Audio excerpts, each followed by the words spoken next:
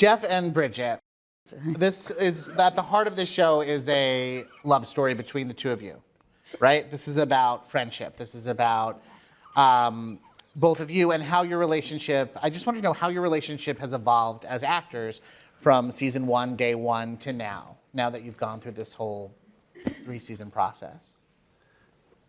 Well,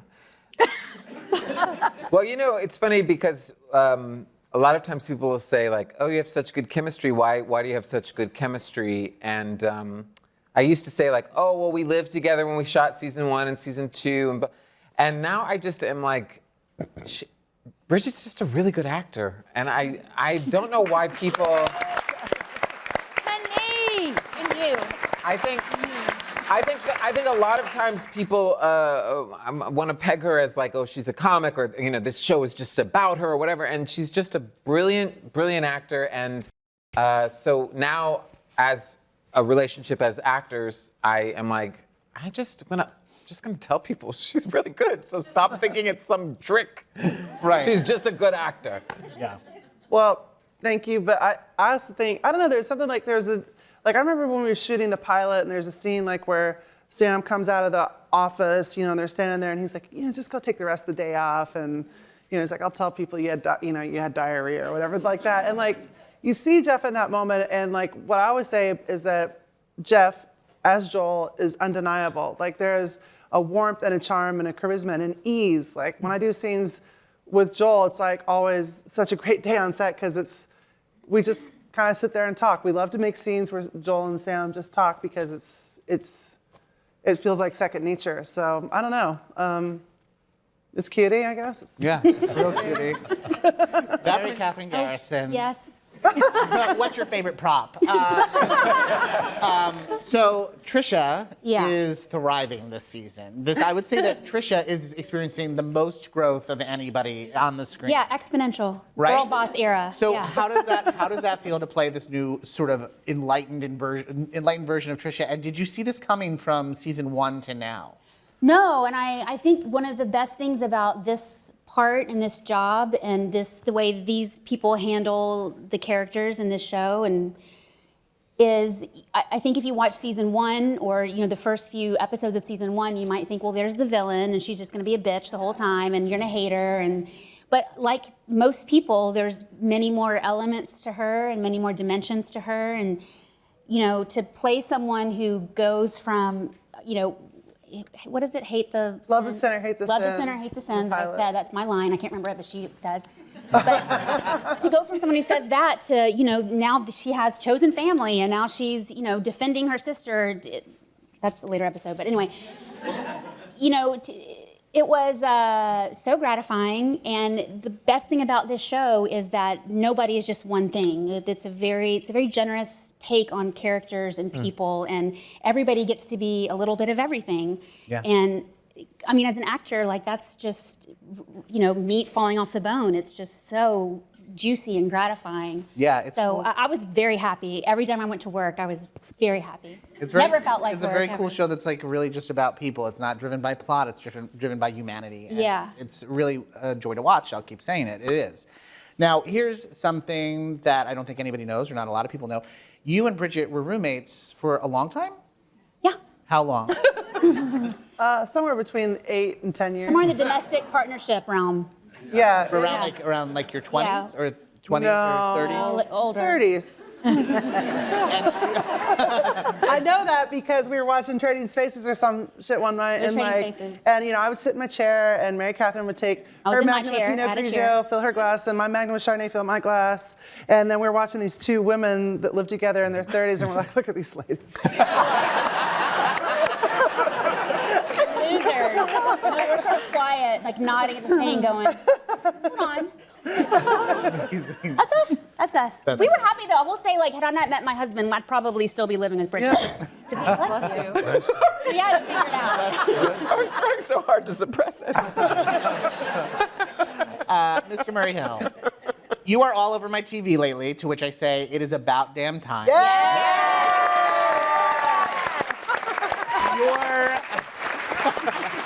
Your portrayal of Fred Rococo is such a joy to watch. And as we all know and we all talk about, representation is so important. So I want to ask you, Murray Hill, what is it like to represent the essence of showbiz on HBO? That's representation right there, yeah. Well, I think this showbiz light, because you, as you can tell, just my vibe right now, I'm a little big. Short, but big. And, you know, Fred was the opportunity to be more three-dimensional and not so, hey, showbiz. Yeah. So that's what I think is the most exciting part of the representation, because that's not seen as much.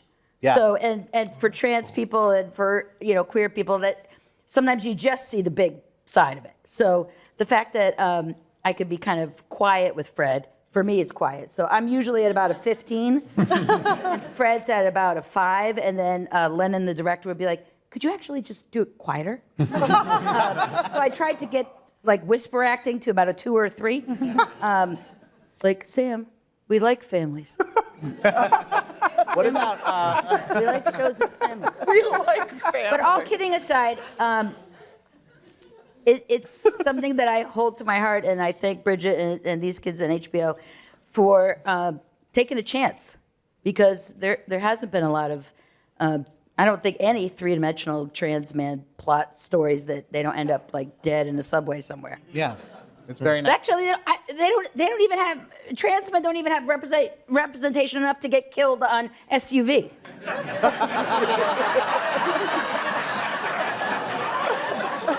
So this is a big show.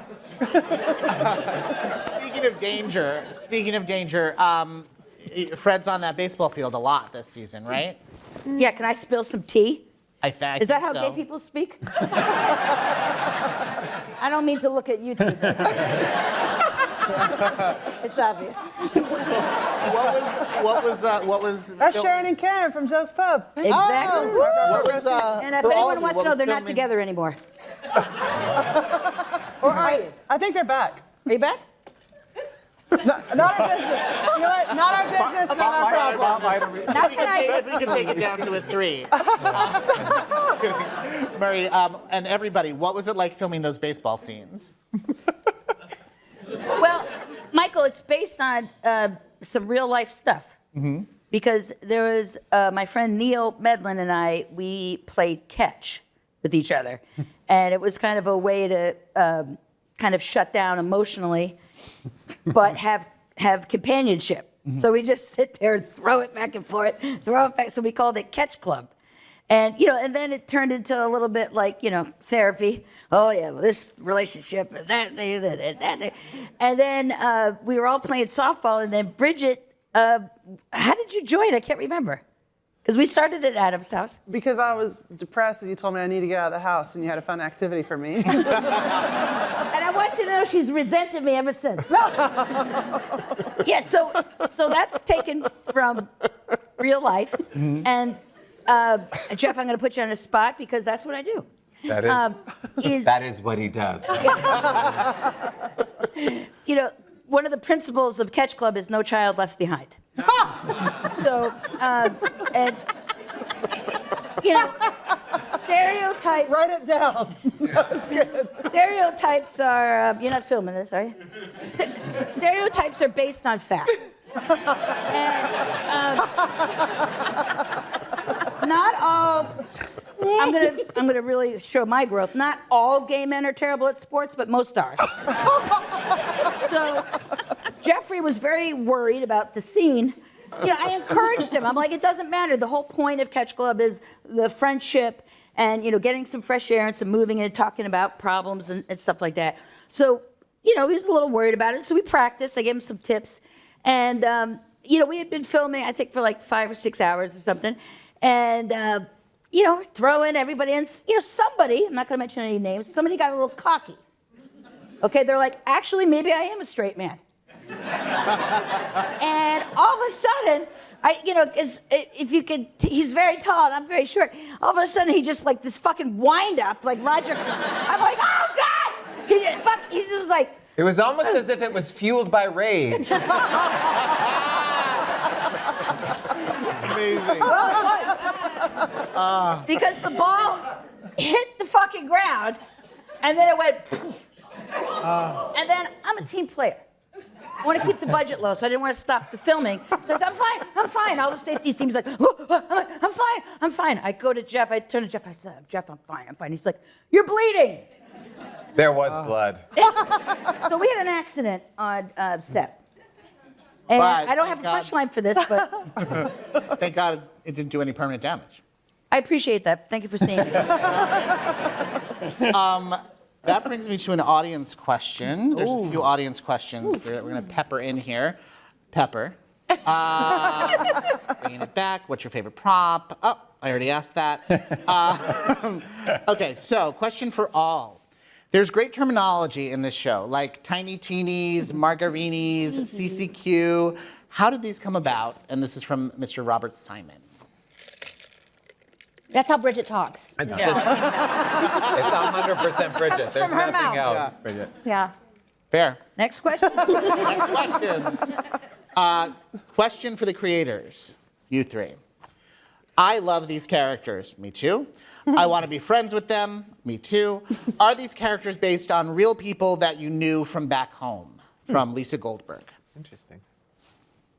I think there's not explicitly specific people, but I think there's parts of a lot of people, and I think that I grew up on a farm in Minnesota. Hannah grew up in her mom's antique shop in Chicago, and I think that this is specifically a Midwest show. I think it's a universal show, but I do think there is something about like people who aren't used to talking about their feelings and maybe haven't been to therapy, and so there's a lot of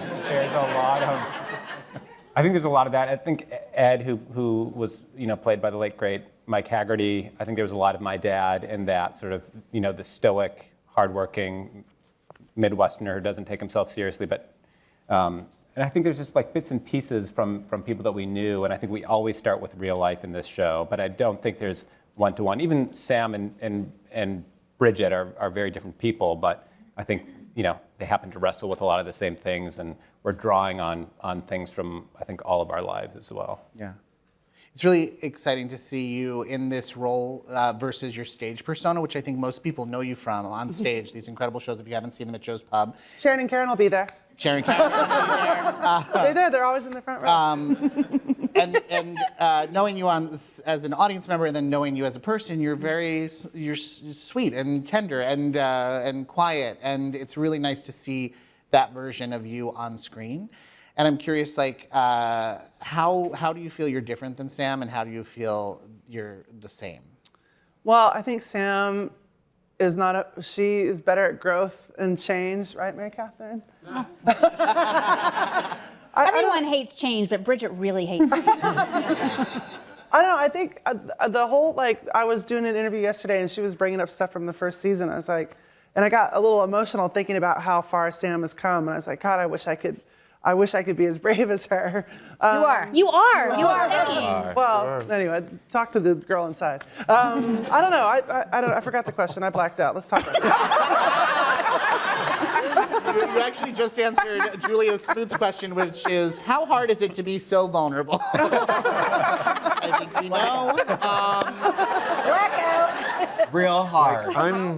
I'm quite a bit older than Jeff, but I like that we're a relationship that's a certain age, you know what I mean? Like we're not young, pretty people on the WB.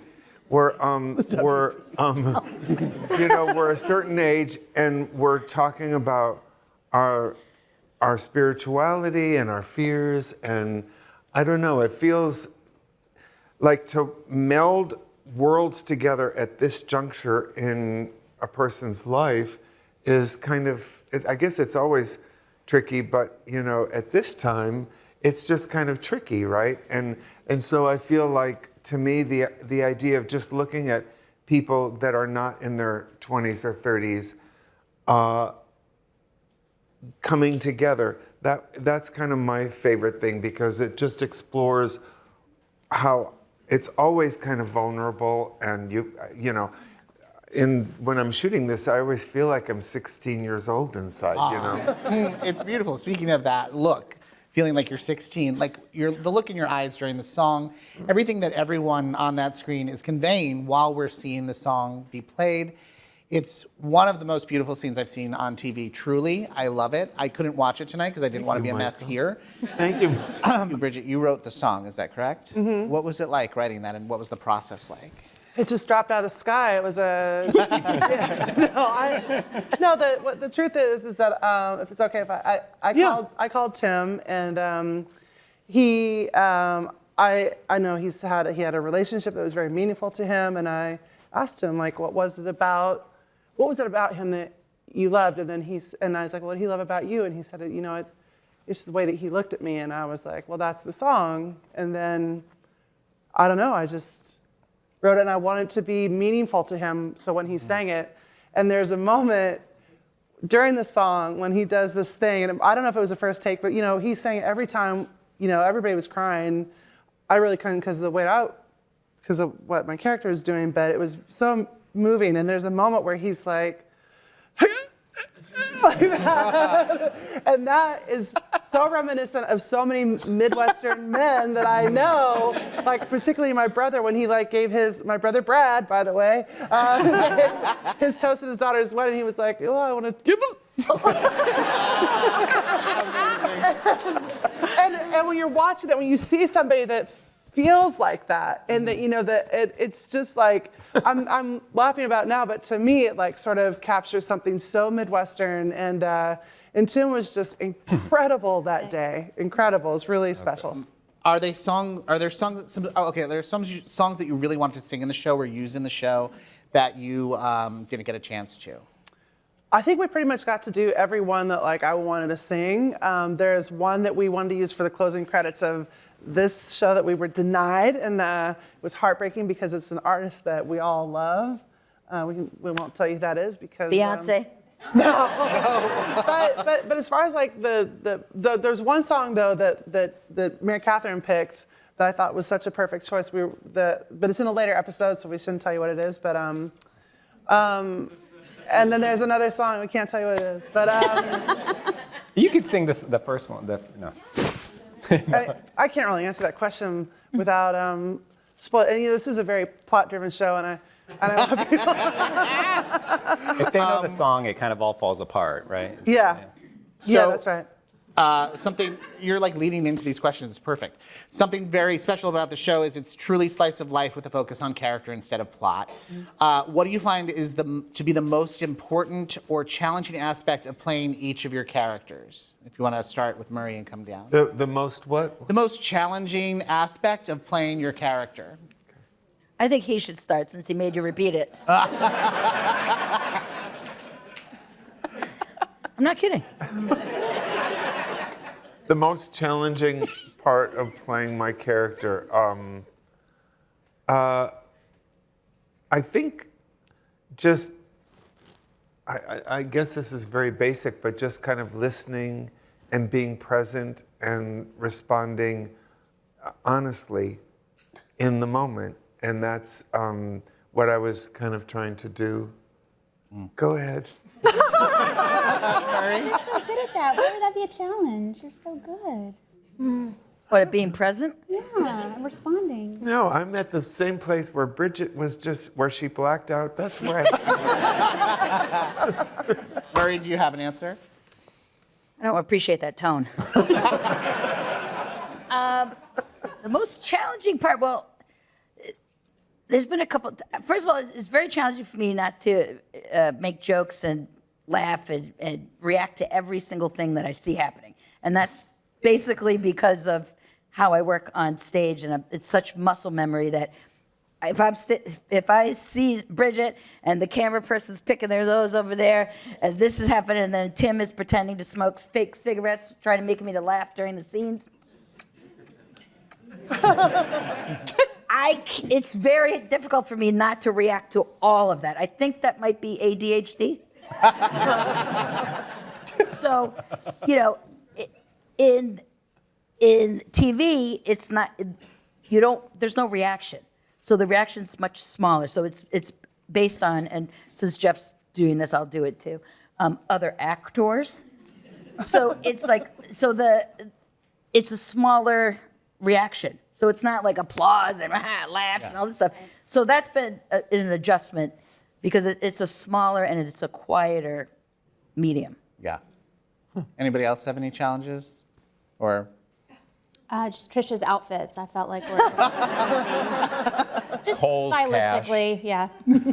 Also, I think, like for me, playing Joel is like a joy. There's like kind of nothing Yeah, bad about it. exactly. It's like the dreamiest job in the world. But we block shoot. So like every scene from all 7 episodes of season 3 that take place in Sam's house are filmed within 3 days. So the hardest part is being like, wait, what happened? Well, do I know that yet? Yeah. What? That kind of a thing. can you all tease any of your favorites without spoiling anything? Can you tease anything that, like a favorite storyline that's coming up, just with like a little tease? Or no, we don't want to do that. No, I didn't write that one. HBO wrote that one. HBO wrote that one. That's a setup. Oh, It's a setup. said we can. Okay. Okay. So Episode 4, boy. I can say something without revealing anything. Okay. Okay. And I'm not in that episode, but I think it's 6. There's something that that when I read it, it just blew me away. And Bridget is phenomenal in that episode. And so, is that episode 6? I'm not sure. I feel like it's a riddle. I think I know what you're talking about. Yeah, I think so. Yeah. Yeah, it's episode 6. So tune in. Get ready. You're gonna love it. Did anybody keep anything from the set? Did anybody steal anything from the set? Well. There was okay. Everyone There was a sidewalk sale from the they did a little sidewalk sale. They're like, okay, everything for $1. Like just some extra stuff that they thought we weren't going to need. And Because they're it was like, winter, we were inside a big Amazon hangar. Yeah, that's And they where just Empty. set it all out. yeah. And so normally like I had a driver, so I'd be like the first one back to base camp, and I was like, oh, I'll just go see what's there, I'm pulling in, and I see the back of Tim just like going, and he's just over there. He's a picker. And then I made him. He had mailed the stuff to LA. I'm Yeah, sorry. shipped And then I made him do an unboxing of it. So There was a full table. I kind of lost my mind, but here's the thing. Here's the thing. I love a sale. I like a bargain. And I one time at a pick and save bin, a lady's hand, because she was grabbing for something that I wanted. I had my hands up, and I hit her hand, and I just thought, not cool, Tim. Not cool. So I recognize that I have an issue, but when there's free shit, I'm there.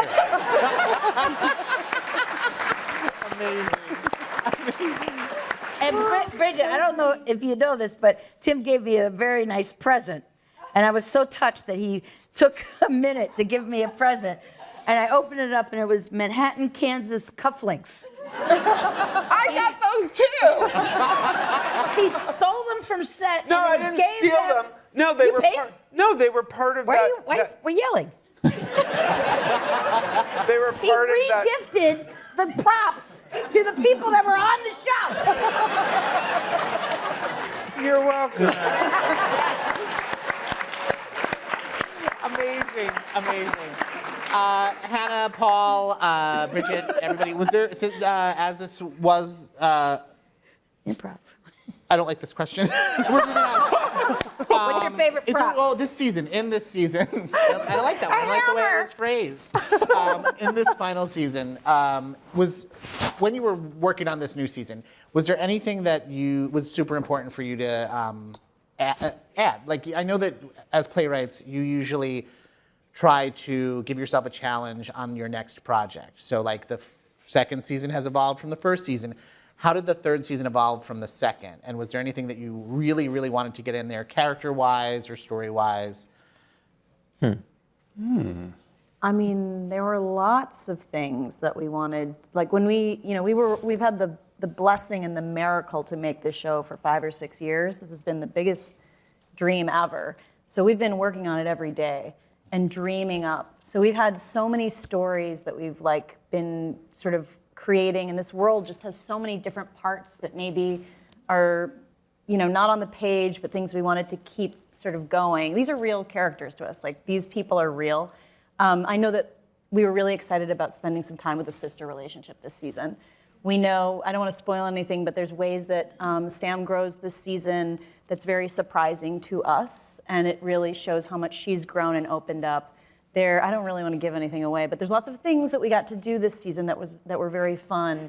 And did you know that when you did you know where Sam was going to end up at the end of this season when you started season 1? Was there ever a roadmap or anything?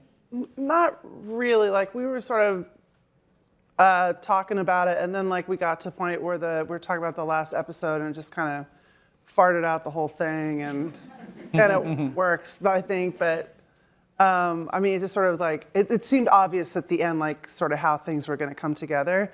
But I think another thing that was important to all of us is like just.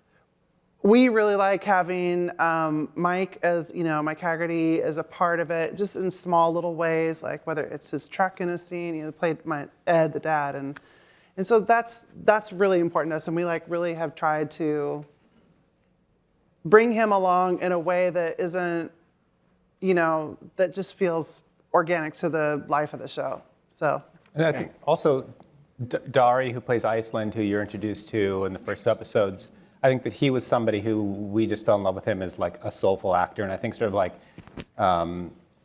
Tim sort of joining our family season 2. I think was a very similar thing in season 3. That was just sort of this energy that we really loved, and I think that's sort of a special thing for season 3. Nice. So we're gonna wrap up 2 rapid fire questions. So short, tiny answers. Each of you give me a little answer. Right. So, as we said, this is the final season, but these characters are still living on. Where do you think your characters are right now? Murray Hill. Fred Rococo. Just one question before we. Sure. Wait, where we are, they're going to live on, but where are we right now? Oh, well, Confusing. yeah, because You mean what's in the store for Fred? yeah, like where is Fred? Where is Fred right now? Assuming that we stopped seeing him when you stopped filming. I mean, I don't know how to phrase it any differently. You know what I mean? Does that make sense? I think Where's Fred? What's Fred doing? I think Fred is going to realize that Ozempic is an easier way.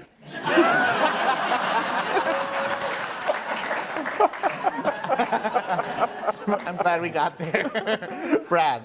I think that Brad is at home with Joel. Oh, Oh. Trisha. I think there's a country club involved. I think there's some sexual activity, possibly. Yeah. Nice. The girl boss era continues. Excellent. Joel. I think Brad is at home, but Joel is out with Sam. We're gonna skip you 2. Sam. Well, I was going to say Sam is in a car crying, but this time because she's happy. Yes.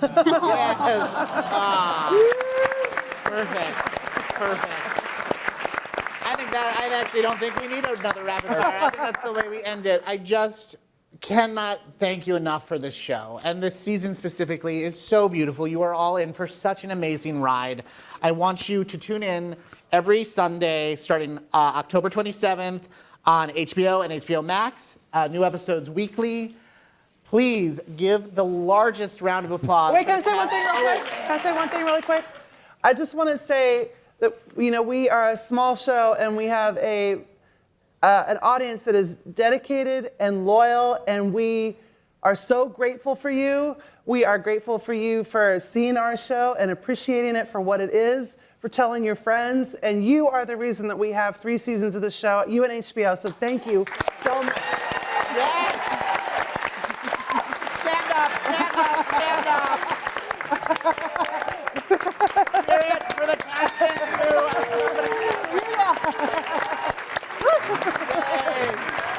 Yeah.